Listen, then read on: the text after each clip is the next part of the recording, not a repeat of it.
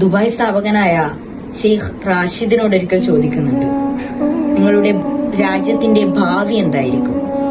അദ്ദേഹം മറുപടി പറയുന്നുണ്ട്, എന്റെ വല്യപ്പ ഒട്ടകപ്പുറത്താണ് സഞ്ചരിച്ചിരുന്നത്, എന്റെ വാപ്പയും ഒട്ടകപ്പുറത്ത് തന്നെയാണ് സഞ്ചരിച്ചിരുന്നത്. ഞാൻ മെഴ്സഡീസ് ഓടിക്കുന്നു.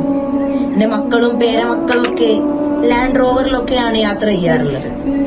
കാലങ്ങൾക്ക് അപ്പുറമുള്ള എന്റെ തലമുറക്കാർ വീണ്ടും ഈ ഒട്ടകപ്പുറത്ത് തന്നെ സഞ്ചരിച്ചേക്കാം.